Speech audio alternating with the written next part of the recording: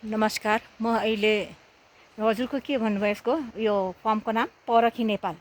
म अहिले पौरखी नेपाल यो कृषि फर्ममा छु। यो कृषि फर्म चाहिँ भुरुङ्गा काटा के अरे सैलुङ गाउँपालिका वडा नम्बर 3 अन्तर्गत यो भुरुङ्गामा पर्छ। र यस फर्मका जुन मालिक हाम्रो यहाँ भाइ हुनुहुन्छ, उहाँ काठमाडौँबाट आफ्नो काठमाडौँमा भएको पेसालाई छोडेर गाउँमा केही गर्छु भनेर आउनु भएको छ। र यसरी कति वर्ष भयो भाइ हजुरले यो कृषि फर्म चलाउनु भएको? 3 वर्ष। 3 वर्ष भयो। 3 वर्षमा धेरै प्रगति भयो। पहिला चाहिँ यस गाउँमा एउटा केही पनि हुँदैन थियो। गोलभेडाको अनुहार पनि देख्न पाउँदैन थियो। गोलभेडाको लागि हामी काठमाडौँ जानु पर्थ्यो कि त सहर बजारतिरबाट यसो गयो भने मात्रै खान पाइन्थ्यो। र अहिले हाम्रो यस ठाउँमा यस्तो चिसो ठाउँमा चाहिँ अहिले यसरी यो भाइले चाहिँ यसरी गोलभेडाहरू र अन्य तरकारीहरू पनि फलाउनु भएको छ। र म भाइसँग केही कुराहरू प्रश्नहरू सोध्छु। भाइले यो कसरी चाहिँ आँट आयो त? के सोचेर गर्नुभएको त कृषि फर्म? अब यो यस्तो हुन्छ, यो गर्दै जाँदाखेरि अब कहिलेकै अनुभव पनि लिनु पऱ्यो होइन। हजुर। अनुभव गर्दै जाँदाखेरि अब यो कहिले मार्केटको समस्याहरूले पनि अलिक कहिलेकाहीँ त अब घाटा नै पर्छ, फाइदा नै हुन्छ होइन। हजुर।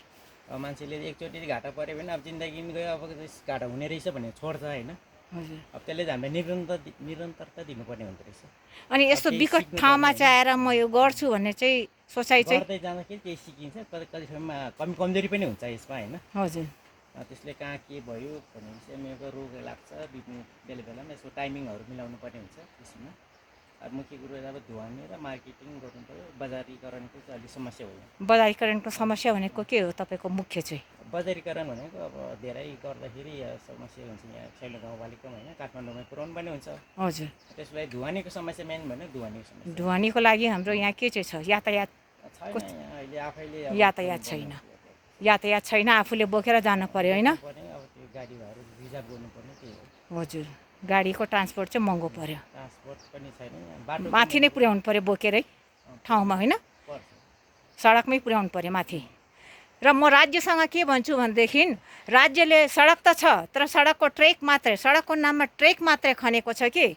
र यो राज्यसँग अथवा केन्द्र सरकारसँग म यही माग राख्न चाहन्छु कि जुन ट्रेक छ त्यो ट्रेकलाई चाहिँ सही सदुपयोग गरेर यस ठाउँमा, यो भुरुङ्गा भन्ने ठाउँमा चाहिँ एउटा चाहिँ गाडी चाहिँ चलाइदिनु भएको भए कृषि गर्ने यो भाइ लगायत हामी सबै अन्य कृषकहरूलाई पनि सजिलै हुन्थ्यो।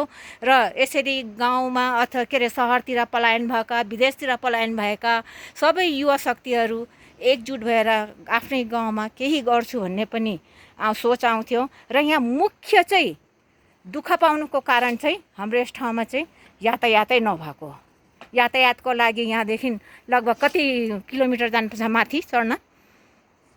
छ होला 2 किलोमिटर बोतले छ, 2-2.5 किलोमिटर लगभग त्यति टाढा चाहिँ बोकेर जानु पर्यो। र म राज्य सरकारसँग, केन्द्र सरकारसँग अथवा आफ्नै गाउँपालिका वडासँग म यही भन्न चाहन्छु कि एकदमै विनम्र अनुरोध गर्न चाहन्छु कि यस ठाउँमा चाहिँ एउटा यातायातको लागि चाहिँ पहल गरिदिनु पर्यो। यति भन्दै म यहाँ आफ्नो कुरा टुङ्ग्याउँदैछु। हवस् त, धन्यवाद।